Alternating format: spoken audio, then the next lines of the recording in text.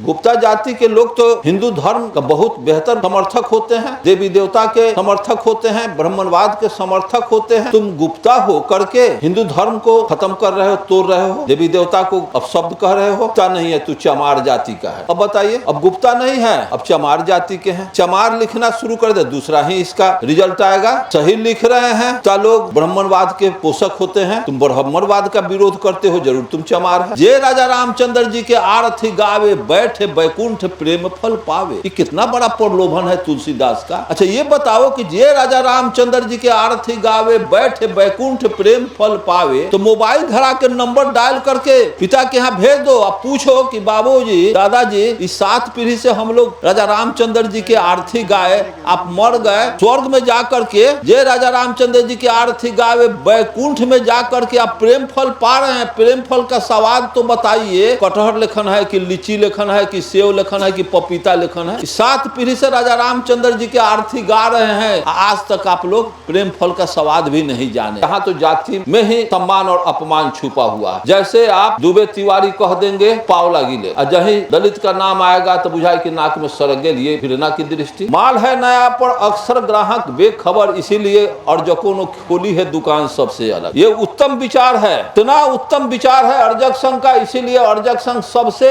Aloof, सबसे अलग एक प्लेटफॉर्म दिया है भारत के नागरिकों को। मानव की जाति होती नहीं है, जाति पशुओं में होती है, पक्षियों में जाति होती है, वनस्पतियों में जाति होती है, मछलियों में जाति होती है, कीड़ा मकोड़ा में जाति होती है। और कोई बच्चा से आप पूछिएगा कि भैंसी है कि गाय है, पूछने की कोई जरूरत नहीं है, वो देखेगा बच्चा कि भैंसी है, गाय है, बकरी है, ये पक्षी में फलाना है फलाना। लेकिन इंसान में जाति पूछना पड़ता है।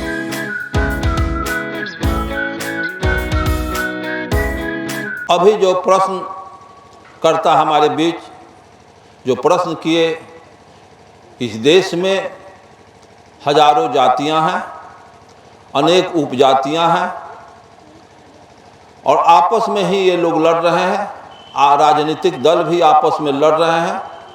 तो ये निर्विवाद सत्य है, सभी लोग, देशवासी लोग अच्छी तरह से जानते हैं कि ये भारतवर्ष जातियों का देश बनाया गया है, जाति होती नहीं है। भारत में जिन लोगों ने जाति बनाई है वो अपने जीवन को आरामदेह करने के लिए, आराम का जीवन जीने के लिए एक कमेरा वर्ग, एक मानव जाति में हजारों जाति पैदा करके एक्सप्लॉइट करने का ये तरीका निकाला कि जब आपस में ये हजारों जाति, मानव की जाति बट जाएगी, तब मुट्ठी भर चंद बड़े लोग, विकसित लोग, इनको हम इस तरह से गुमराह करके रखेंगे जो इनकी गाढ़ी कमाई को हम लूट करके, बांट करके, कमज़ोर करके इनकी गाढ़ी कमाई को लूटने के लिए ये हम इनको मजबूर करेंगे। इसलिए जाति बना के आपको कमज़ोर किया गया है। वैसे मानव की जाति होती नहीं है, जाति पशुओं में होती है, पक्षियों में जाति होती है, वनस्पतियों में जाति होती है, मछलियों में जाति होती है, कीड़ा मकोड़ा में जाति होती है। और कोई बच्चा से आप पूछिएगा कि भैंसी है कि गाय है, पूछने की कोई ज़रूरत नहीं है, वो देखेगा बच्चा कि भैंसी है, गाय है, बकरी है, ये पक्षी में फलाना है फलाना। लेकिन इंसान में जाति पूछना पड़ता है। हर व्यक्ति के नाम के पीछे जाति नथी है, उसका टाइटल। जैसे आप पुरोहित किसी से पूछिएगा तो कहेगा दुबे तिवारी, तुरंत बुझाएगा कि ये मस्ती आ गया। और कोई कहीं के पूछ दिया तो राम का आ गया तो बुझाया कि नाक में सरक गया, नहीं घोटा रहा है। तो यहाँ जाति के नाम में जो जात का टाइटल है वही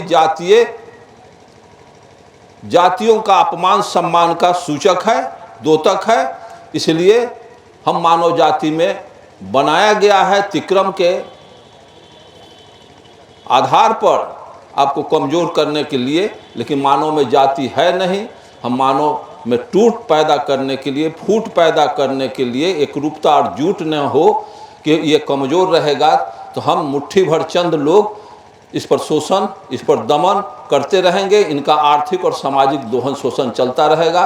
हमारी बहु बेटियाँ, हमारे लोग खेत खलिहानों में काम न करेंगे, बिना कमाए हमारा चकाचक जीवन चलता रहे। इस उद्देश्य के तहत जाति व्यवस्था बनाई गई है कि आगे चल के ये जातियों का अलग अलग दुकान खुल जाएगी राजनीतिक क्षेत्र में, सामाजिक क्षेत्र में। आज राजनीतिक क्षेत्र में हर जाति के लोग प्रतिनिधित्व करने के लिए आगे आ गए हैं और अपने अपने जाति का वोट लेकर के वो पार्लियामेंट और विधानसभा में पहुंचना शुरू कर दिए। अगर ये छोटी छोटी जातियां, छोटे छोटे ग्रुप, छोटी छोटी राजनीतिक दल बना के, राजनीतिक पार्टी बना करके अगर पार्लियामेंट में जाते हैं तो विकल्प नहीं बन पाता है। किसी लुटेरी पार्टी का विकल्प नहीं बना पाएंगे, क्योंकि अनेक जातियों का अनेक गुट है। छोटी छोटी पार्टी का अलग अलग समूह का अलग अलग नेतृत्व है, तो उसको खरीद लिया जाता है। आर्थिक लालच दे करके करोड़ों करोड़ रुपया, अरबों रुपया दे करके खरीद लिया जाता है, जिससे इनके समाज का कल्याण जिस वजह से नहीं होता है। हम जाति में बढ़ करके राजनीतिक दुकानदारी चला रहे हैं, जिसका नतीजा है कि यहाँ हमारे विरोधी जो हम पर हुकूमत कर रहे हैं वो अपने वजह से नहीं, हमारे समाज के वजह से हम अपने समाज का दोहन करवा रहे हैं उनसे। हमारे लोग सजग और जागरूक हो जाएंगे, समझदार हो जाएंगे तो जातीय दीवार को ख़त्म करेंगे। हम खुद समझदार हो जाएंगे, सभी भाइयों को, बहनों को हम कह देंगे कि वोट उनको मत दो जो इस तरह की दुकानदारी, एक सिद्धांत से ओत-प्रोत मैनिफेस्टो जिसके पास हो, एक लक्ष्य हो, एक उद्देश्य हो कि हम राष्ट्र को किस दिशा में ले जाएंगे, किस मुकाम पर हम ले जाएंगे, यहाँ की जनता को कितना खुशहाली, इस देश को खुशहाल बनाएंगे। दुनिया का एक मंजिल जो विकास का है उस क्षेत्र में हम इस देश का विकास कराएंगे। तब वैसे व्यक्ति, वैसे मैनिफेस्टो वाला, उस तरह के प्रोग्राम वाला पार्टी को हम चुनेंगे जो समाज का प्रतिनिधित्व बेहतर से करे, जिसके पास नीति और सिद्धांत हो। इन जातीय आधार पर जो छोटी छोटी हजारों पार्टियां बनी हुई है देश के अंदर, इनके पास न कोई मैनिफेस्टो है, न कोई लक्ष्य है, न कोई उद्देश्य है। वो अपनी दुकानदारी चला रहे हैं, व्यक्तिगत स्वार्थ में वो ऐसे कर रहे हैं कि इस तरह से हमारा समाज जहन्नम में जाए, हमारे समाज का कहीं जाए हमारा समाज। लेकिन उससे मतलब नहीं है, हमको अपने से मतलब है कि हम चकाचक कैसे रहें। जो हमारा विरोधी जिस स्टेज में है वैसा ही बनना चाहते हैं, समाज को खुशहाल बनाना नहीं चाहते हैं। हम संगठित हों, जानकारी हासिल करें, ज्ञान हासिल करें, दर्शन से ओतप्रोत हो जाएं, तब भी उसका हम विकल्प निकाल सकेंगे। जब तक विकल्प हम बनाएंगे, जब तक समझदार और ज्ञानी नहीं होंगे, तब तक विकल्प उनका हम नहीं बन पाएंगे। हमारे लोग बिकते रहेंगे। जब इस देश में बड़े बड़े सांसद, केंद्रीय मंत्री जब बिक रहे हैं व्यक्तिगत परिवार के स्वार्थ, अपने स्वार्थ के लेकर के, तो औने पौने में हमारे कम जानकार लोग बिक रहे हैं, तो अब क्या कहा जाए। इसलिए वैसे स्वार्थी लोगों से आप बच करके रहें, और जिसके पास कोई नीति सिद्धांत हो उसको मतदान मत कीजिए, तब जा करके आपका सही प्रतिनिधित्व हो पाएगा। भाजपा हो या कांग्रेस हो, एक ही सिक्के के दो पहलू हैं। हम कांग्रेस से मुखातिब होंगे तो उसको वोट करेंगे, उससे मुखातिब होंगे तो इसको वोट करेंगे, और ऐसे करते करते तो 70-75 वर्ष गुजर गए। आज तक इस देश के अंदर हमारी राजनीतिक सोच, हमारे बीच जो सामाजिक नेता लोग पैदा हुए हैं, उनमें बहुत सी कमी है। ये एक होने की स्थिति में नहीं है, क्योंकि व्यक्तिगत स्वार्थ, हमारे लोग स्वार्थ से ऊपर जब तक नहीं उठेंगे, सामाजिक सोच के नहीं होंगे, तो एकरूपता नहीं आएगी। अपने स्वार्थ को जब तक छोड़ेंगे नहीं, समाज में भाईचारा बढ़ेगा नहीं।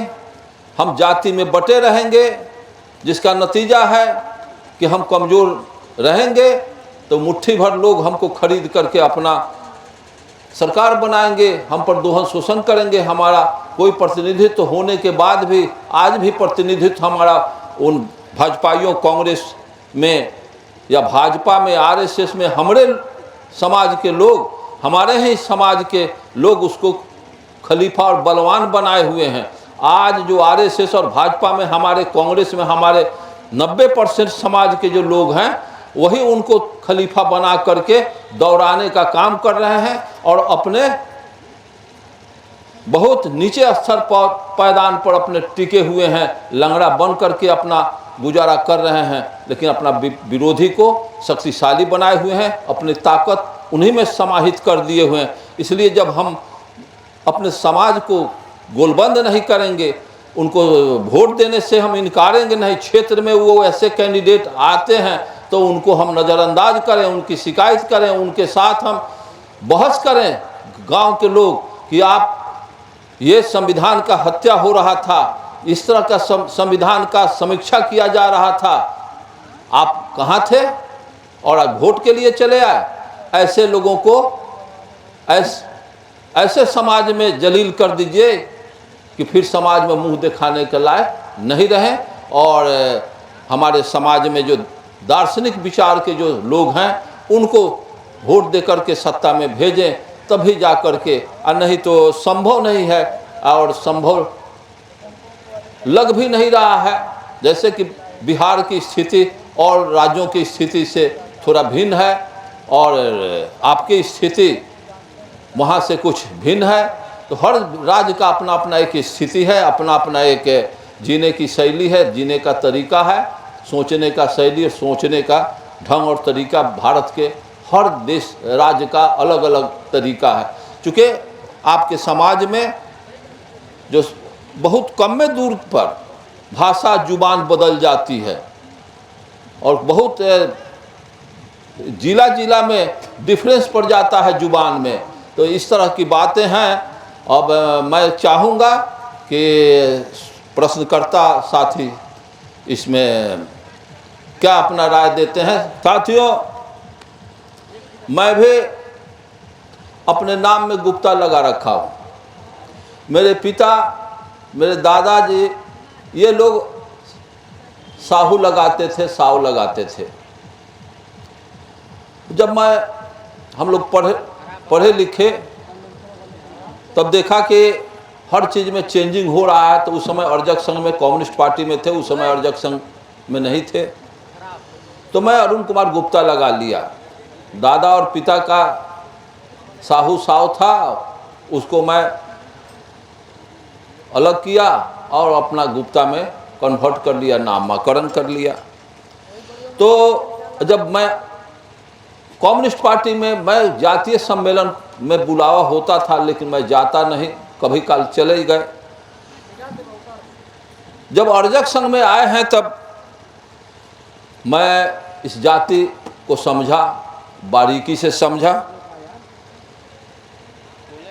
और मैं अपने गुप्ता टाइटल को हटा लिया।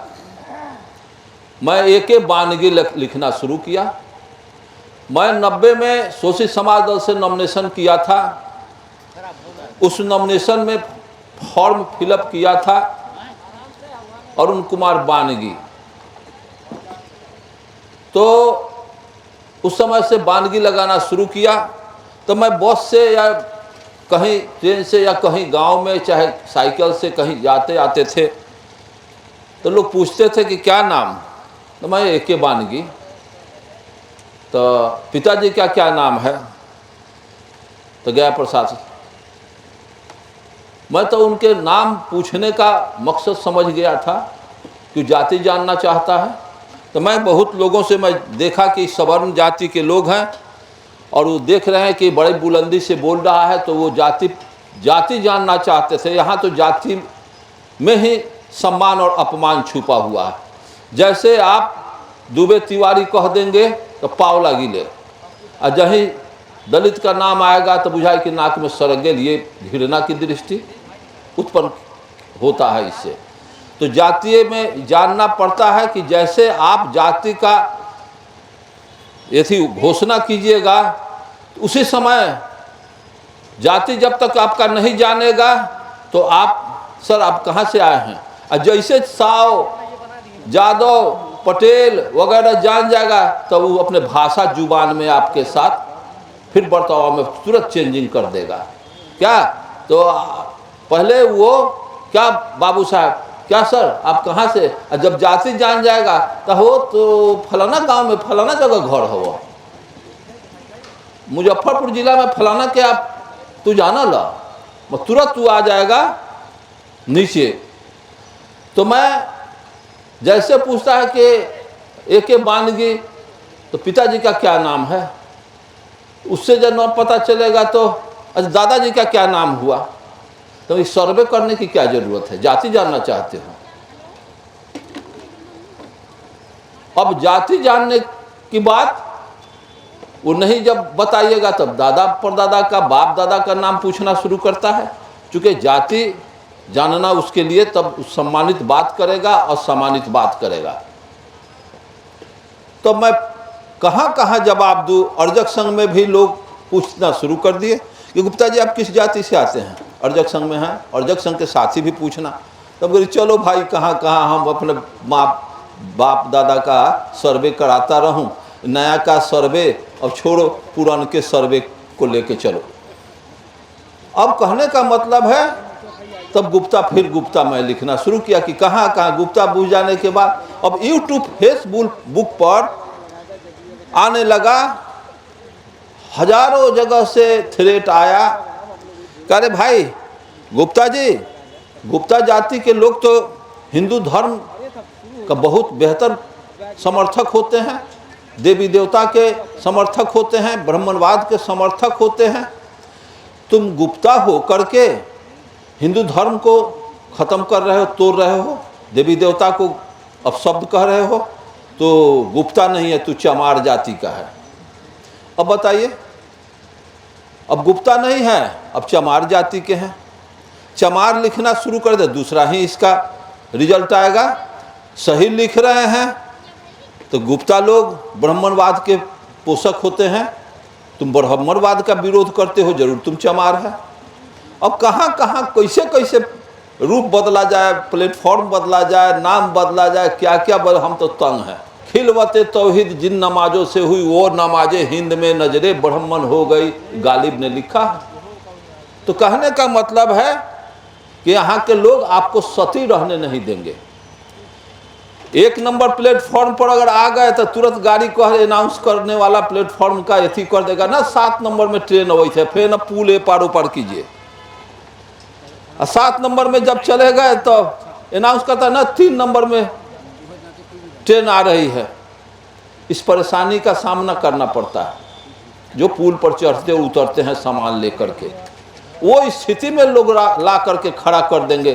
तो आप के ऊपर है कि हम गुप्ता में अगर बानगी लगा दिया उसमें भी सो कॉज, और गुप्ता कर दिए उसमें सो कॉज, तो कहाँ कहाँ जाएं। माल है नया पर अक्सर ग्राहक बेखबर, इसीलिए अर्जकों ने खोली है दुकान सबसे अलग। ये उत्तम विचार है, इतना उत्तम विचार है अर्जक संघ का, इसीलिए अर्जक संघ सबसे एलूफ सबसे अलग एक प्लेटफॉर्म दिया है भारत के नागरिकों को।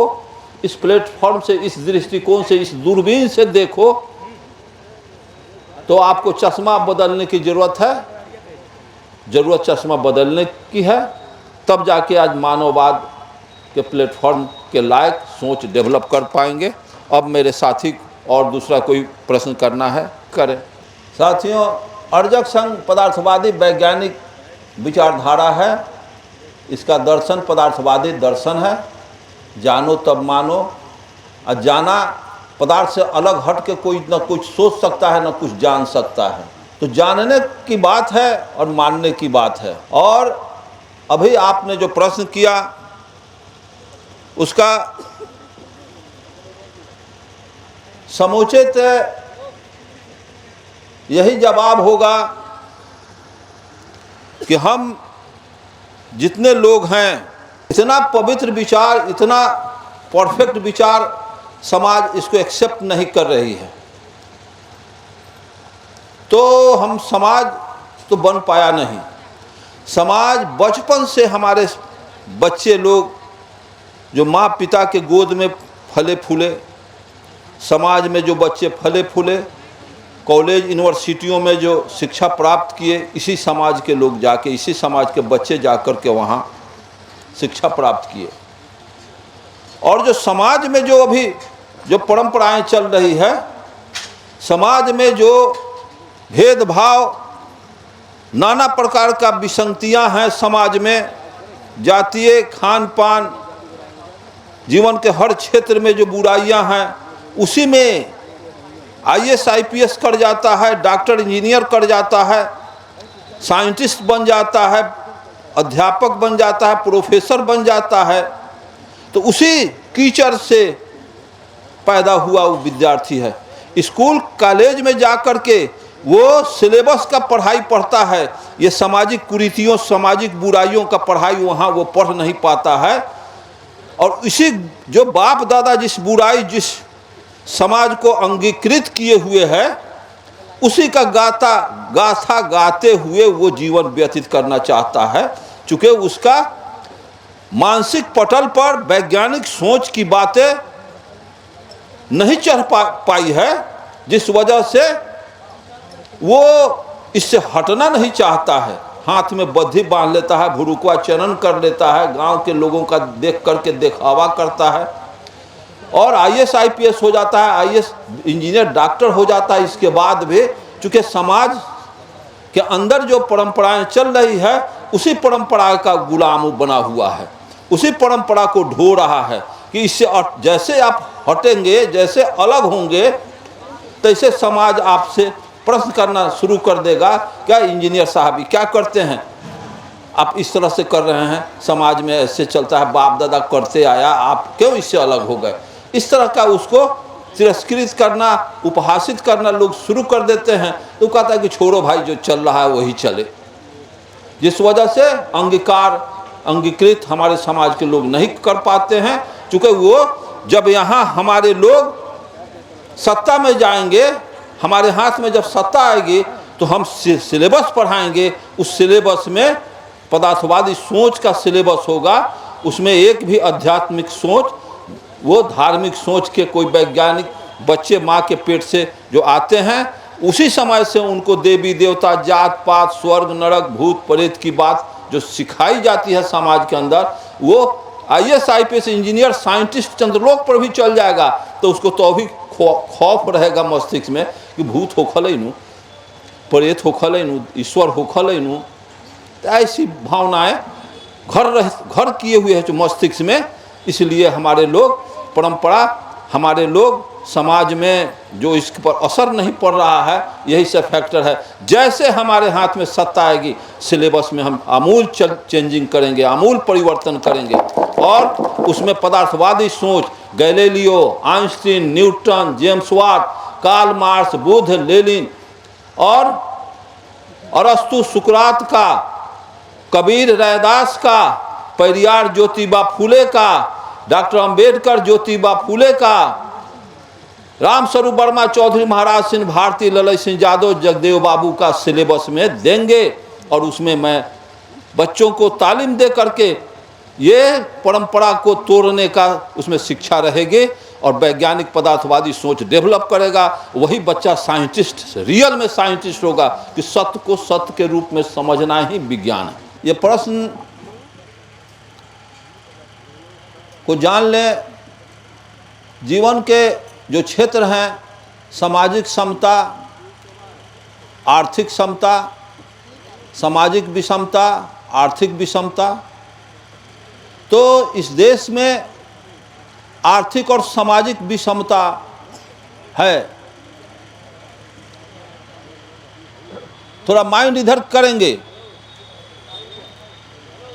और जिनको प्रश्न करता है तो थोड़ा माइंड को ट्विस्ट भी करेंगे।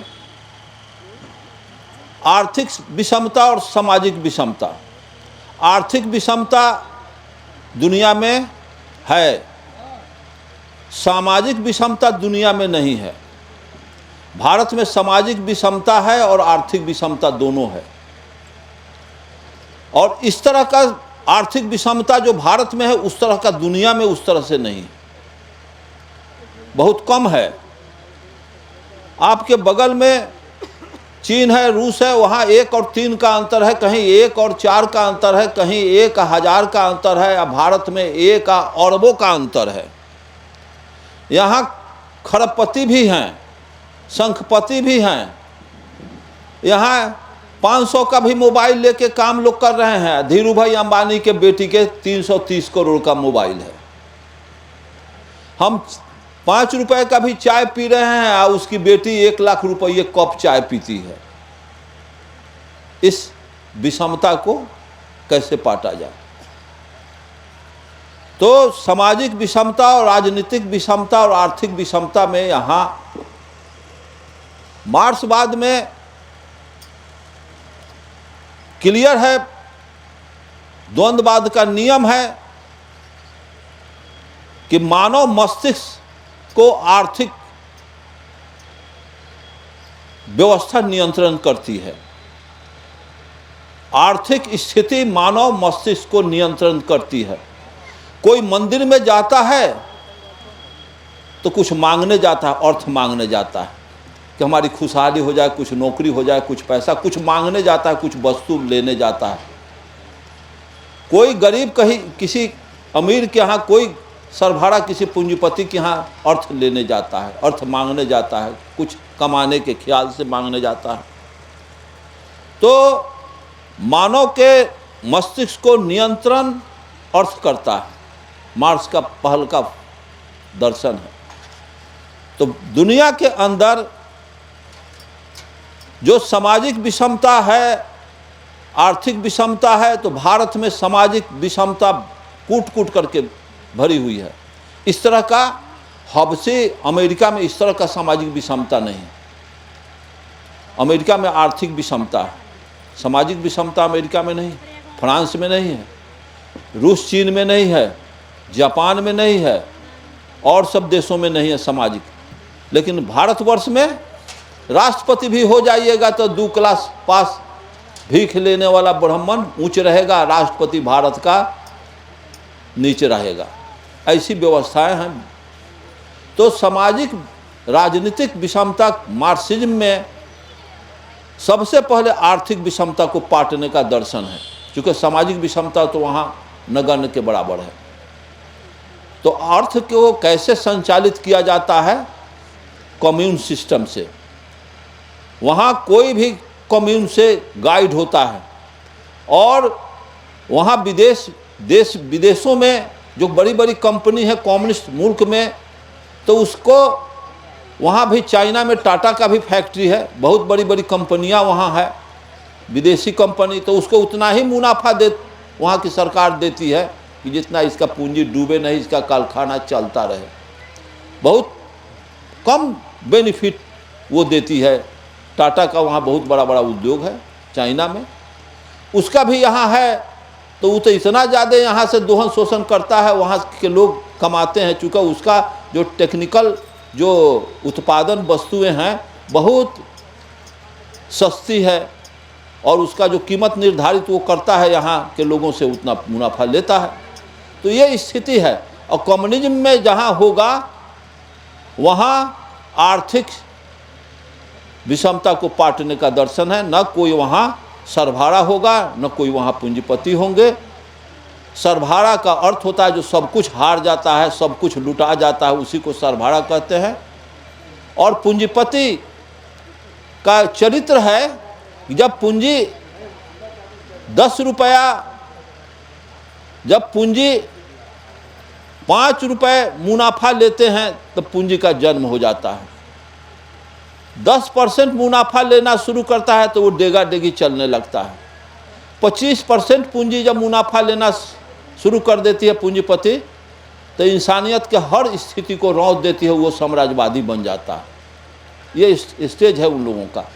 जब पूंजीपति ठेहुना के बल पर बहुत कम बेनिफिट कंपनी जब वहाँ का पूंजीपति लेते हैं तो पूंजी का जन्म होता है।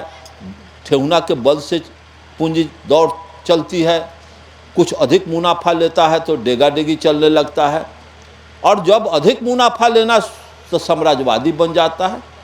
बहुत अपार उसके पास अर्थव्यवस्था हो जाता है, चाहता है पूरे देश दुनिया का मुद्रा पर हमारा एकाधिकार हो, इसलिए विश्व युद्ध होना स्वाभाविक हो जाता। आज आप ही के पड़ोस के देश सोवियत संघ में, यूक्रेन में जो युद्ध चल रहा है, उस युद्ध के आप विरोधी हैं कि समर्थक हैं, इस विषय को अगर जानते होंगे तो वो युद्ध जायज़ युद्ध है कि नाजायज़ युद्ध है, तो इसमें कुछ साथी बता सकते हैं कि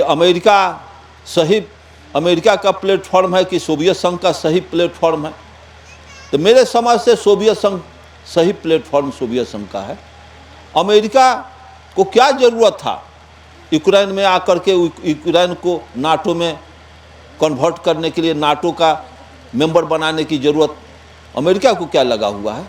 क्यों वहाँ गया? उसके पड़ोस में, उसके परिवार में, उसके अपना सैनिक परमाणु अड्डा बनाने, सैनिक अड्डा बनाने। चूँकि यहाँ जब बन जाएगा तो हम सोवियत संघ को अपने ढंग से डील करेंगे, सोवियत संघ पर अपना एकाधिकार करेंगे। ये सारी व्यवस्था है, ये अपना चाहता है कि हम इसको घेर करके अपना हुकूमत वर्चस्व हम दुनिया पर करें। और ये चाहता है कि जब ये आ गया, जैसे आप 4 भाई हैं, एक एग्जाम्पल मैं देता हूँ, आप 4 भाई हैं और चारों भाई अपना अपना एक के घर का सराउंडिंग है, एक के घर में, एक के अंगना में चारों भाई हैं। अगर 3 भाई एक जगह हैं और उसमें एक भाई सब अपना अपना अलग अलग बांट करके बंटवारा करके खा कमा रहे हैं और एक भाई कोई क्रिमिनल के साथ, कोई असामाजिक तत्व को के साथ उसका संबंध अच्छा हो चल रहा है, आपके घर में 3 भाई उसके विरोधी में हैं और वो अपराधी आपके घर में आता जाता है, अपराधी को आपके एक भाई बुलाते हैं, जाते हैं, आते हैं, तो 3 भाई को अखड़ेगा कि नहीं कि कहाँ से ये गुंडा सामाजिक कोई ले रहा है, इसके चलते घर का इज्जत प्रतिष्ठा बाप दादा का चला जाएगा, हम लोगों का इसका बुरा परिणाम भोगना पड़ेगा। इसलिए आप अपने भाई को सचेत कीजिएगा कि उसको मत बुलाओ और नहीं तो घर छोड़ करके जाओ। अब चाहिएगा ना कि घर से निकल जाए। ये यहाँ आतंकवादी को बुलाता है, गुंडा को बुलाता है, चोर को, डकैत को बुलाता है। तो विश्व का सबसे बड़ा डाकू अमेरिका है, सबसे बड़ा भ्रष्ट अमेरिका है। चाहता है कि पूंजी के आधार पर पूरे दुनिया को हम लूट ले। तो वो यूक्रेन किसी दिन सोवियत संघ का अंग था और सोवियत संघ से बहुत सा राज अलग होकर अपना सेल्फ एग्जिस्ट बना लिया, जैसे चेचेनिया, उज्बेकिस्तान, तुर्किस्तान, बलूचिस्तान, कजाकिस्तान सोवियत से निकला हुआ ये देश बन गया। उसी तरह से इससे सोवियत से निकला हुआ यूक्रेन है। तो वो अलग होकर के वहाँ नाटो को बुलाने की क्या ज़रूरत है? संघी सैनिक संधि में जाने की क्या ज़रूरत है? ऊपर कौन हमला कर रहा था? तो वो पुतिन ने तो स्पष्ट, रूस कम्युनिस्ट पार्टी ने तो स्पष्ट कर दिया कि तुम हमारे साथ रहो ना, तुमको क्या है, खाते कमाते हो, रहो, खाओ कमाओ, तुम पर उसके यहाँ जाने की क्या ज़रूरत है? तो नहीं, हम आपसे अलग एक्जिस्ट रखते हैं, अस्तित्व रखते हैं, इसलिए हम कहीं जाएंगे, इससे आपको क्या मतलब? तो पुतिन ने स्पष्ट सोवियत संघ का वहाँ की सरकार कही कि तुम नहीं जा सकते हो। तब इसी पर हुआ कि तो तुम्हारा अस्तित्व मिटा करके हम छोड़ देंगे। वो मिट रहा, मिटा कि नहीं अस्तित्व? अब उसके पास क्या बचा हुआ है? सब नाटो उसको, अमेरिका उसका अस्तित्व को मिटा रहा है। ऐसी स्थिति में तुम गुंडा को बुला करके, विदेशी लुटेरा को तुम पड़ोस में बुला करके, जहाँ से 600 किलोमीटर मॉस्को पड़ रहा है, वहाँ परमाणु अड्डा बनेगा, वहाँ से उसमें घुसपैठ करेगा अमेरिका का, इस कम्युनिस्ट आंदोलन को भ्रष्ट करेगा, वहाँ के शांतिपूर्ण ढंग से जीने वाले लोगों को दुश्वार कर देगा। इसलिए यहाँ मत बुलाओ, भले हम तुम पड़ोसी हो, एक साथ मिल के खाओ कमाओ, उसको यहाँ से बुलाओ, उसको यहाँ आने नहीं दो, जिसका नतीजा आज भोग रहा है। ऐसी स्थिति। उसी तरह से मार्क्सवाद में कोई भी आदमी, बहुत बड़ा घृणित आदमी भी मार्क्सवादी बनता है तो उसमें कुछ दया का संचार हो जाता है, कुछ उदार आदमी हो जाता है और उसमें इंसानियत का कुछ, जैसे 100 बच्चे को उधर से लाइए और यहाँ फुटबॉल रख दीजिए, क्रिकेट रख दीजिए, ताश रख दीजिए, लूडो रख लीजिए, शतरंज रख दीजिए, 25 खेलने का सामान रख दीजिए। अब 100 बच्चा को उधर से कहिए कि जाओ, जिसको खेलने का जो इच्छा है जाकर खेलो, तो एक एक खेलवा सब बच्चा नहीं पसंद करेगा। कोई फुटबॉल पसंद करेगा, कोई क्रिकेट लेकर खेलना शुरू कर देगा, कुछ कुछ खेलेगा। तो इसी तरह से इस देश के अंदर, दुनिया के अंदर बहुत से विषय हैं, और इसी तरह से मार्क्सिज्म में जो विचार हैं, हर कली को खिलने दो, हर फूल को मुस्कुराने दो, उसमें है कि आर्थिक विषमता, वहाँ भिखमंगनी नहीं मिलेगा, कोई भीख नहीं मांग सकता है, वहाँ मंदिर मस्जिद में कोई नहीं जा सकता है। हमारे गांव का 150 आदमी रहता है सोवियत संघ में। वहाँ से जब सोवियत संघ से वो आता है, तो मैं एक बार कहा एक लड़का से कि तुम जाते हो सोवियत संघ? तो हाँ। तो अब कि कब तक रिटर्न आओगे, कब जा रहे हो? तो फलाना दिन हम चले जाएंगे। 6 महीना के बाद हम के आएंगे, घर में शादी है। तो वहाँ से थोड़ा मिट्टी लेकर के आना जहाँ लेनिन का जन्म हुआ था। मैं कहा उसको कागज़ में पुड़िया में ले आना, जिस मिट्टी पर लेनिन का जन्म हुआ था। तो ठीक है, मैं लाऊंगा। तो वो कहने का ये मतलब है कि इतना बड़ा देश, दुनिया का सबसे बड़ा भूभाग पर सोवियत संघ का एकाधिकार है। इतना बड़ा देश, अगर वहाँ का घटिया विचार है तो वहाँ के लोग जिंदा कैसे हैं? शांतिपूर्ण ढंग से वो आया तो कहा कि चचा, भारत में जब हम पालम एरोड्रोम पर जब लैंड करते हैं तो यहाँ 6वें महीना साल भर के बाद आते हैं तो देखते हैं कि ऑल इंडियन आर इल, सभी भारतीय बीमार हैं। और रूस में जाते हैं तो लगता है कि बाप रे, कहाँ हम चले आए। यहाँ जितनी कुव्यवस्थाएं हैं, वहाँ का आदमी यहाँ जिंदा नहीं रह पाएगा, चंद बरस में मर जाएगा, बेचैन होकर मर जाएगा। वहाँ हर चीज़ बड़ी बेहतर से है। वहाँ के यहाँ के बच्चे इसी तरह से चौक चौराहे पर इसी तरह से बिलबिलाते दौड़ते रहते हैं। कोई न कपड़ा है, न शिक्षा है, न भोजन है, न उचित, न यहाँ का गांव का सिलसिला उचित है। गांव घर भी ठीक ढंग से बसा हुआ नहीं है। वहाँ जो भी घर हैं तो मॉस्को से बाल्टिक प्रदेश या कहीं से कहीं जा रहा है। रोड के दोनों तरफ 5 तल्ला 6 तल्ला 4 तल्ला फ्लैट बना है, उसी में हर परिवार को एक एक फ्लैट मिला है, हर परिवार को एक एक फ्लैट मिला है। यहाँ न रोड है न रास्ता है, गांव बसा हुआ है, घर बसा हुआ है। न उसको तबीयत खराब हो जाए, बीमारी हो जाए तो उसको कार उसके दूरा पर पेशेंट लेने नहीं जाएगा। अब चौवर हेला करके जाओ, कान्हा पर उठा करके लड़के को ले जाओ। लेकिन वहाँ इस तरह का कोई व्यवस्था नहीं। खाने पीने में सारे लोगों को उचित भोजन, उचित डाइट, उचित शिक्षा। वहाँ कोई बीमार हो जाता है तो वहाँ का डॉक्टर रोगी के यहाँ जाता है, लेकिन भारतवर्ष में रोगी डॉक्टर के यहाँ जाता है। समझ रहे हैं कि नहीं? यहाँ की सरकार ऐसी व्यवस्था दी है। वहाँ की सरकार, किसी से पूछ लीजिएगा जो सोवियत संघ में, वहाँ कोई घर में किसी का तबीयत खराब हो जाए तो डॉक्टर उस घर में आकर के पेशेंट को ले जाएगा। जो खर्च होगा सोवियत सरकार की होगी। पढ़ाई में बच्चे पैदा माँ के पेट से निकल गए, जिस दिन दूध पीना बंद हो जाएगा वो बच्चा चला जाएगा सरकार के अधीन में। उसका सारी शिक्षा का जवाबदेही सरकार की होगी। आपके देश में ऐसी व्यवस्था कौन पसंद न करेगा? जो न पसंद करेगा तो जाए, न पसंद करे। इसी व्यवस्था को लेके चलो।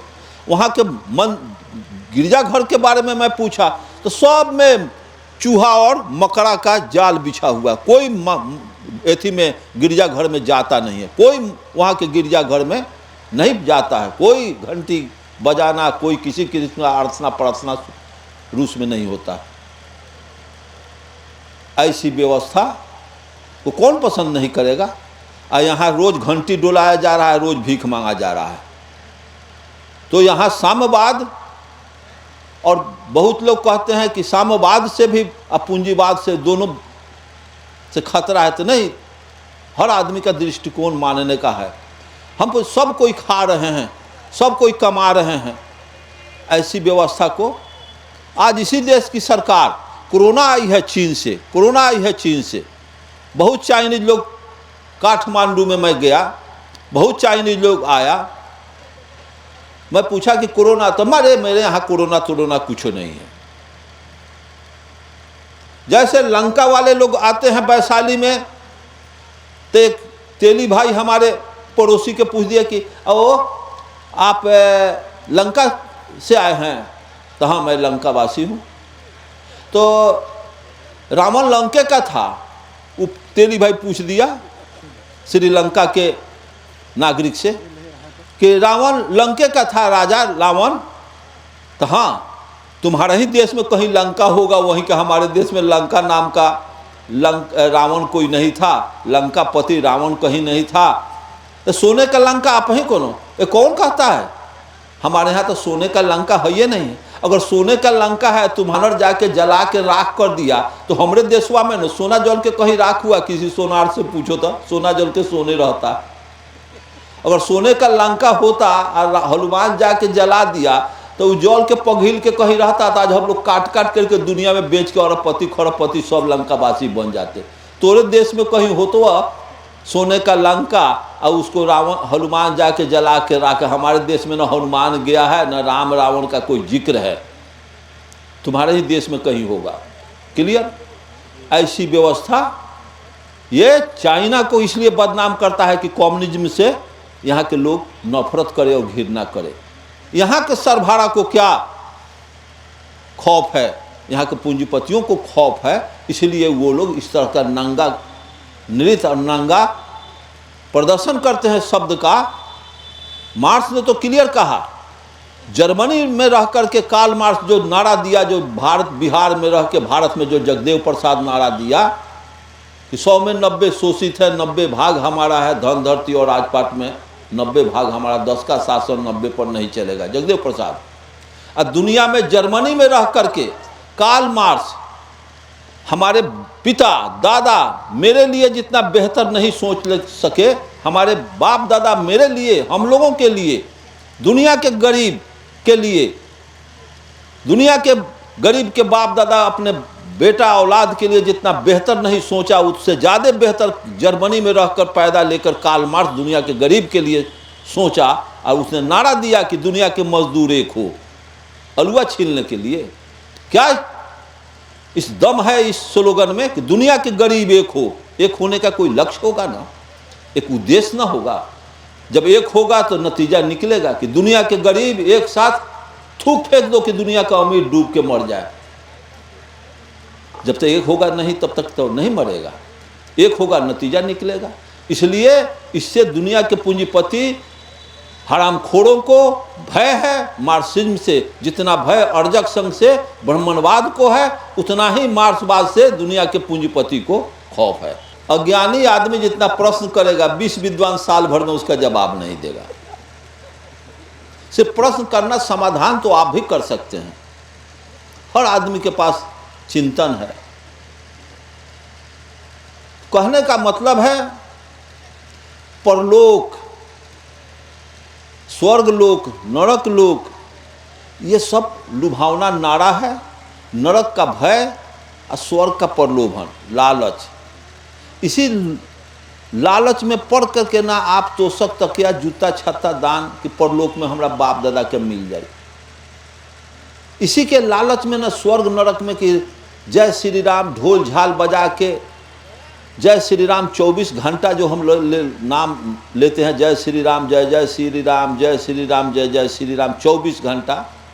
ऐसा इंसान अगर जापान चीन में चला जाए और एक के शब्द को सीताराम जय सीताराम, सीताराम जय सीताराम, तो चाइनीज सब मार करके हुक बाहर कर देगा, जापानी सब मार करके हुलिया टाइट कर देगा।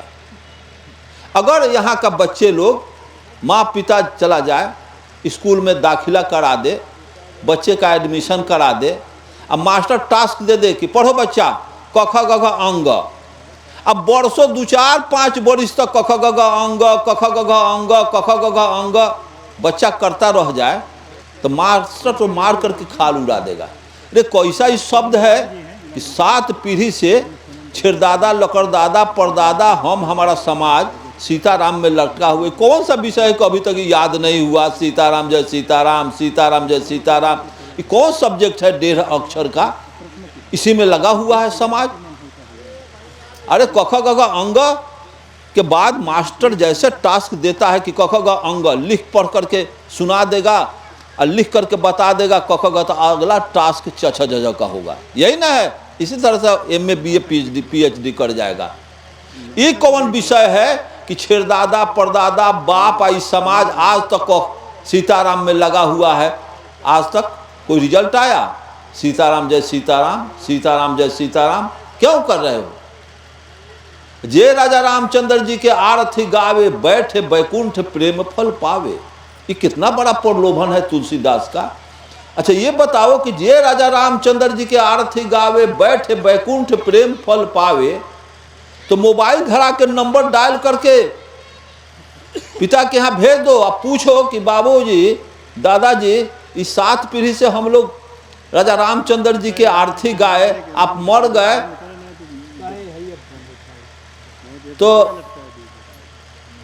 स्वर्ग में जाकर के जे राजा रामचंद्र जी के आरती गावे, बैकुंठ में जाकर के आप प्रेम फल पा रहे हैं। प्रेम फल का स्वाद तो बताइए, कटहर लेखन है कि लीची लेखन है कि सेव लेखन है कि पपीता लेखन है?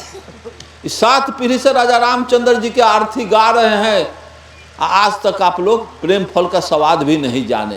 तो इसको जानने की जरूरत नहीं है। प्रेम फल न स्वर्ग में कहीं होता है, न नरक में कोई खट्टा या तीता कोई फल मिलता है। स्वर्ग में कोई मीठा अमृत कोई चीज़ नहीं मिलता है, ये होता ही नहीं है।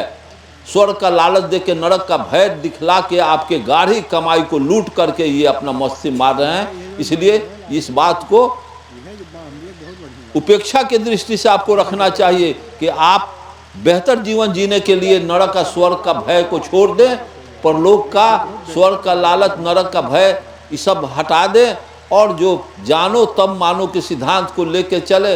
इन्हीं शब्दों के साथ आप लोगों का आभार व्यक्त करते हुए आपको मनोरंजन के तौर पर एक कविता मैं कह देता हूँ, उसके बाद आप लोग गाना उना सुने, कार्यक्रम आगे। तो एक ठो कविता मैं सुना रहा हूँ, 2-4 शब्द है, 2-4 लाइन का गीत हो जाए तब फिर प्रश्न हो जाता। हाँ, ऐसन जाल बिछौले बा, थोड़ा ब्रेन को ट्विस्ट करेंगे, ब्राह्मणवाद के संबंध में है कि ऐसन जाल बिछौले बा कि फंसले रहब कबहूँ। ऐसन जाल बिछौले बा कि फंसले रहब कबहूँ, अब पढ़ लिख के तू जज बनब, जजमेंट देहब हमहूँ। तीर्थ धाम कतहीं जइब, सगरो बानी हमही, तू लिह ओ जन्म में, हमरा चाही अबही। हमरा के दिह ऊँच आसन, तू रहिया तरही, हमरा के दिह ऊँच आसन, तू रहिया तरही, आ पैर धो के हमर पीब, स्वर्ग जब तबही। ऐसन जाल बिछौले बा कि फंसले रहब कबहूँ। हमरा के दिह ऊँच आसन, तू रहिया तरही, पैर धो के हमर पीब, स्वर्ग जब तबही। ऐसन जाल बिछौले बा, जे बनौलक खाट पलंग ओकरा बाटे मरई, जे बनौलक महल अटारी ओकरा बाटे मरई, जे बनौलक खाट पलंग ओकरा बाटे चटई। ऐसन जाल बिछौले बा कि फंसले रहब कबहूँ। चंदन टीका कैले बारी, आदर मिली कतहीं, पोथी पतरा साथे बाटे, दक्षिणा मिली कतहीं। ऐसन जाल बिछौले बा कि फंसले रहब कबहूँ। इस जाल को सोचने और समझने की बात है। जो आपका बेहतरी नहीं चाहता है, भाई कहने से जो नफरत करता है, साथे बैठने से साथे खाने से नफरत करता है, उस स्वर्ग में भेज देगा कि धसोर देगा, आप समझते रहिए।